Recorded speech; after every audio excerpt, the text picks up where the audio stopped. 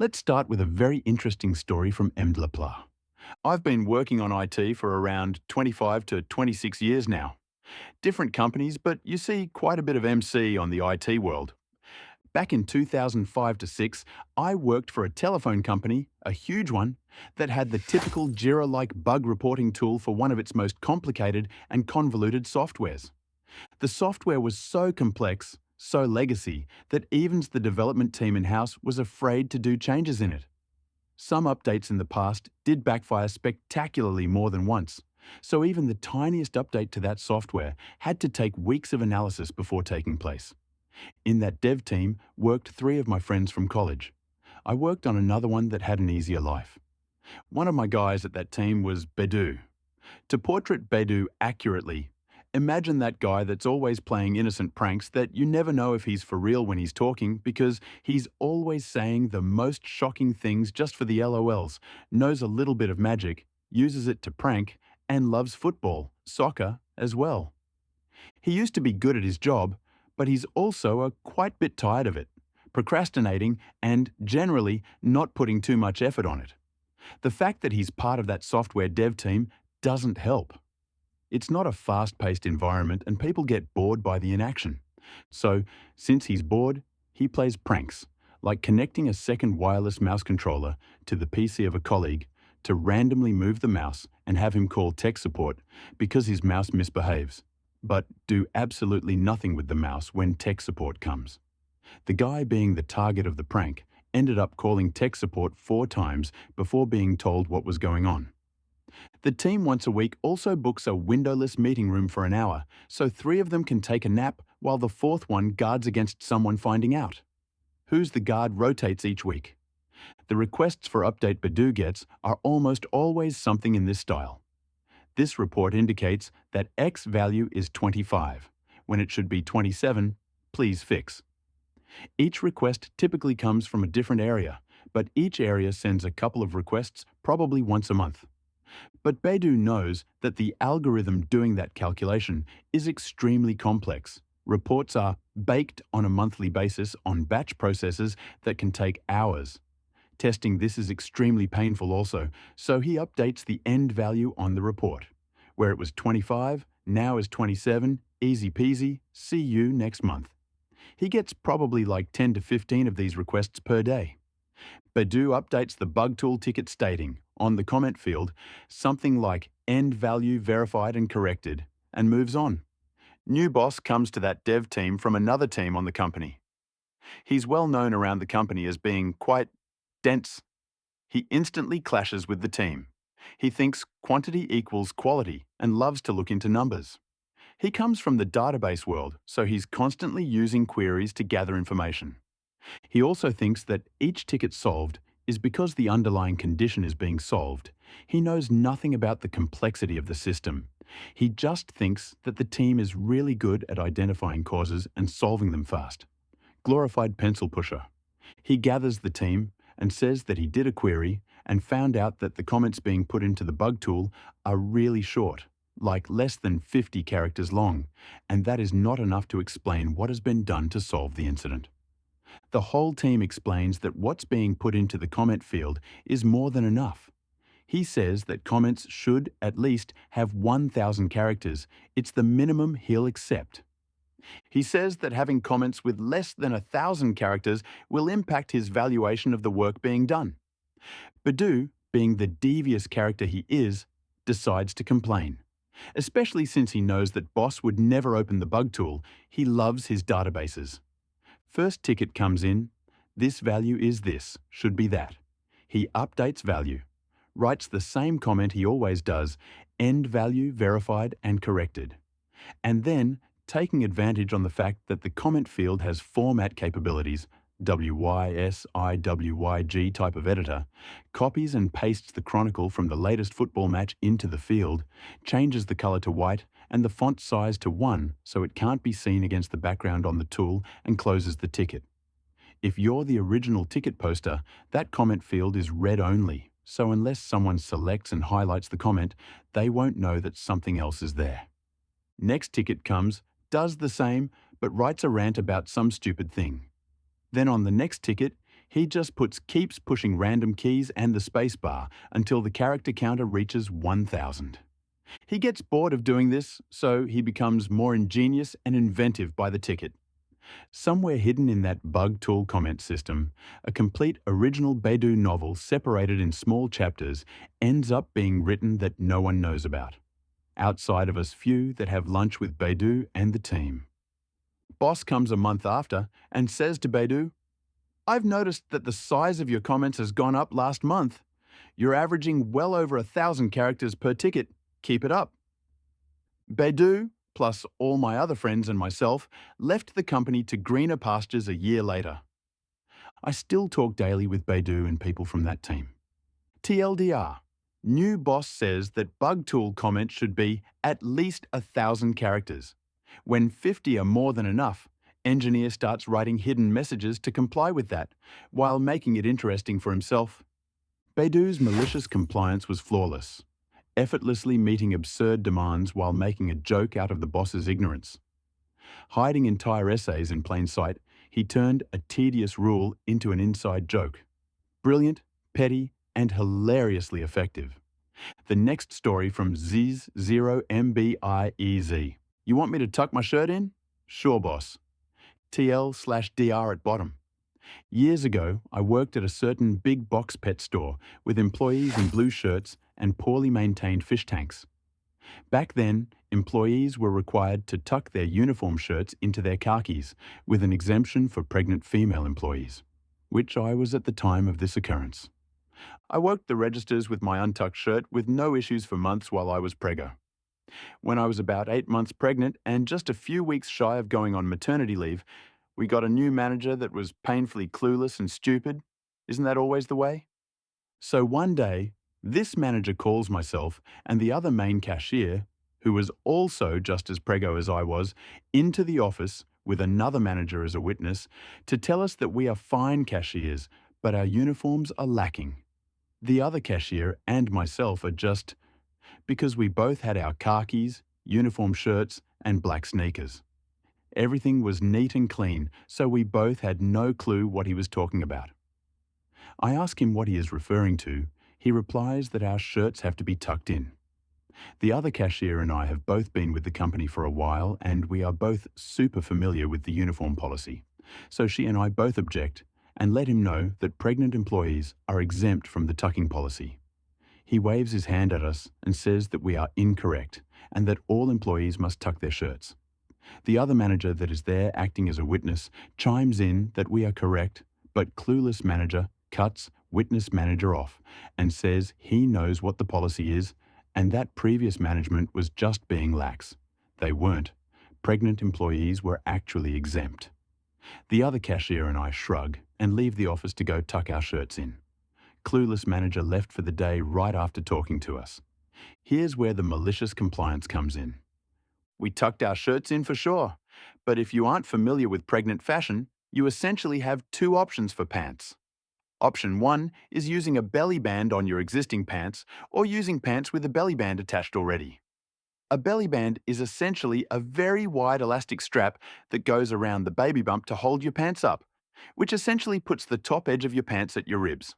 Option 2 is to do the hairband trick, which is to take an elastic hair tie and loop it through the buttonhole of your pants and around the button of the pants. This gives you a few extra inches of waist room in your pants to accommodate the baby bump and also exposing your underwear, lower abdomen, since you cannot zip your fly. Both options look absolutely ridiculous and are meant to be concealed under a shirt, and they only get more ridiculous the more pregnant you are, which we were both heavily pregnant by this time. For those unfamiliar, by 8 months pregnant, you are basically Violet from Willy Wonka, with an internal Oompa Loompa kicking you in the bladder every 20 minutes. So we both emerge, waddle gloriously, from the back room where we tucked in our shirts looking absurd. I had my shirt tucked into my belly band just below my boobs, and the other cashier had hers tucked into her hairband closed pants, below her belly, and with her leopard print underwear exposed. Clueless manager was already gone for the day, so he was not present to see our magnificent uniform compliance. He wasn't in for another 2 days, so he didn't see our dutiful compliance. But all of our customers and co-workers sure did.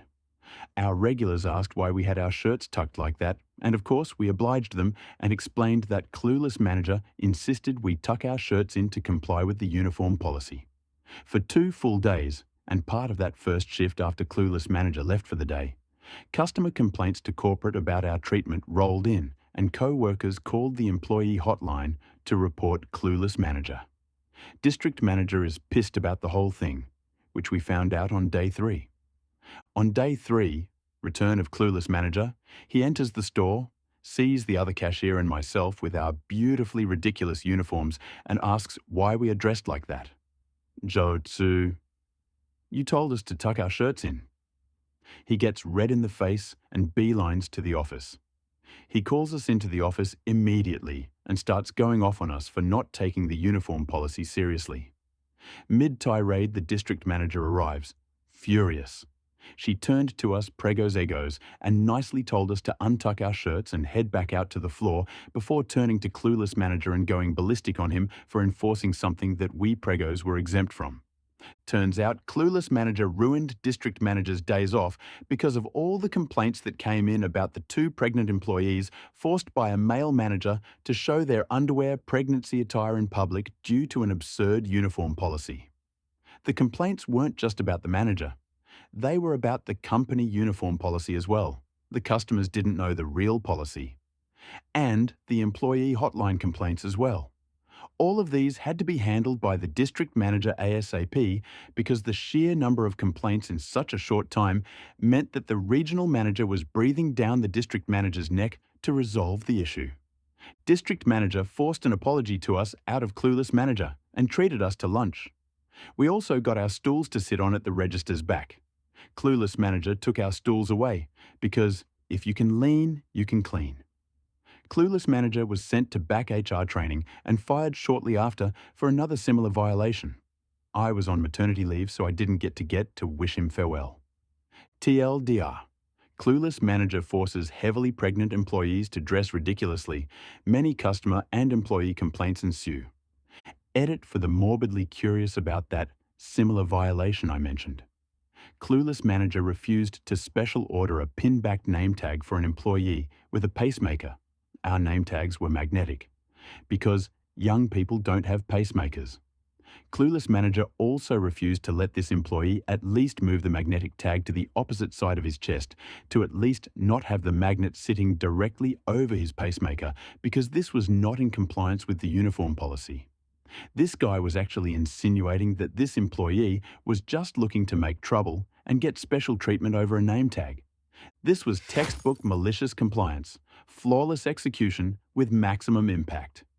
The absurdly tucked-in shirts humiliated the clueless manager while exposing his incompetence to customers and corporate. The backlash was swift, justice was served, and the revenge was both hilarious and satisfying. The next story from Jupacabra: denied a raise and moved to overnight position and told, "Don't care how you do your job, just do it." Okay, I will. I used to work in hotels in a ski town in Colorado. Very expensive, but the quality of life. Very common saying there. I had started at a new hotel and was making $10 an hour living with my brother in a 2-bedroom place that was 700 square feet. Rent was half our income. When the slow season approached, I was told I would have to move to night audit, 11 p.m. to 7 a.m., or risk being let go. The problem was, I lived 3 miles from the hotel and took the bus to get there, since I couldn't afford a car. The bus did not run at night or early morning, so I would be walking 6 miles a day in several inches to a foot or more in snow. So I asked for a raise. They said they'd get back to me, but need an answer, and I need the job. So okay, I'll work night audit.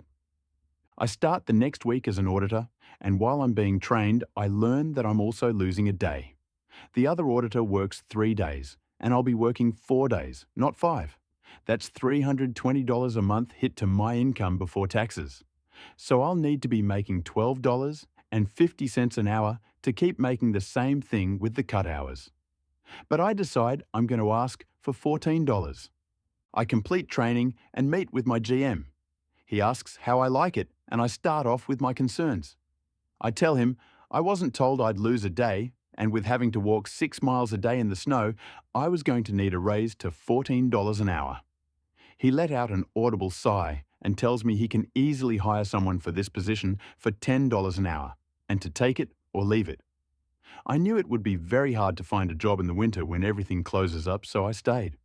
As I walked out of his office, he says, "I don't care how you do your job, just do it." Okay, I will. You see, this job was easy. It was 7 hours of me doing absolutely nothing and 1 hour of actual work, which gave me plenty of time to find shortcuts. The software we used allowed us to import scripts that you downloaded from the developer's site. One such script was a way to make my job literally one click. The problem was, it was $500 a year license for it. Obviously, I wouldn't propose to my GM a way to eliminate my job. But there was a free trial on every script for 7 days. I remember at the time you get around paywalls on news websites by going into the web console and simply removing the paywall from the source code. I decided to see if this was something I could do with this script. And what do you know? I downloaded it and opened the script in a text editor, and the only thing making this script a trial was a line that said, "Licensee," and had the date set 7 days out from when I downloaded it. I changed the computer's date to 8 days from now, and tried to run the script in our software, and got a notification that said the free trial had ended. So I changed it back and set the expiration date to 2050. This took my manual job of 1 hour and made it 3 to 5 minutes. All I had to do was specify a date range, and it check off what reports I wanted done and printed, and click start. That was it. I always manually reviewed everything just in case. But that wasn't it. We had a kitchen where we made breakfast and dinner for the guests. Evening shift got free dinner, and morning shift got free breakfast. I didn't get anything. They eventually decided to have the auditors set up breakfast so the kitchen crew didn't have to come in as early. I asked if we got free breakfast and was told no, despite setting up everything to make their jobs easier. I should also note that we had to clean any dishes left from dinner that the kitchen didn't get to, despite not even getting any dinner. But I had the kitchen all to myself for 6 hours. So I started making myself dinner around 1 a.m., whatever I wanted. The only limits were the ingredients in the kitchen, and since I was responsible for dishes from other shifts, I never left any evidence behind. I no longer had to buy food to bring to work. I later realized that I could put dirty dishes back in the return bin since it was covered, and the breakfast crew never checked to see if any dirty dishes were in it. And the very few times they did check, they assumed dinner forgot to check before leaving. I always cleaned up the dishes I used making myself food out of fairness, though. So now my job no longer requires me to do dishes. I get free food, and all I have to do is remember the date and click a button to do my actual job. What am I to do with all this time? I watched so many shows. I played online games on my laptop. I started learning Spanish. The GM did say he didn't care how I did my job, just do it, and so I did. I did eventually decide to move away for a much better job far away, and had to give up the comfy life. I trained my replacement the way I was doing things, including the script, and did not teach him the manual way. Before I left, though, I decided to change the trial date to 1 week out. 2 days after my last day, the front desk manager texts me and tells me that the other auditor was just fired for making racist remarks to a guest, and that guest recorded him, so he was fired once the GM got in. He asked if I could come back, until they got someone else and said they'd pay me $15 an hour. Unfortunately, I was leaving in 2 days, so there was no way. I got a call from the GM at about 5 a.m. the day of the expiration, and he asked about this free trial thing and why wasn't the new guy trained how to do the audit properly, who was apparently working 7 days a week since no one else knew the audit except the new guy, and of course me. I reminded him that he told me he didn't care how I did my job, just do it, so I did exactly that. I could tell he wanted to yell, but he held back. He then demanded I come back and fix it, or he'll have to take legal action. I told him I was already at my new place 2,000 miles away, but I would happily do it for airfare, a free room, free meals while I'm there, and $10,000. That was when he lost it and I hung up. He texted me after saying he was contacting the lawyers and that I and prepare to face the consequences. That was 5 years ago, and I haven't heard anything from him since. I did eventually go back to that town a few months ago to see my mum and ran into the front desk manager from that place, who is a really nice guy. He told me the GM was caught fucking the head housekeeper in his office by his wife one day. Later divorced him. The 19-year-old girl working the front desk in the mornings later filed harassment charges against him, and he resigned after that. The AGM jumped ship after that. The GM was also a coach for a baseball team and hit a kid with a metal bat, breaking his arm and got shit rocked by the dad. Not sure what happened to him after that. The front desk manager now runs the place as GM, and he's made sure that he, the AGM, and the FDM are all trained to do the audit. The malicious compliance was flawless, effortlessly turning a terrible situation into a personal advantage.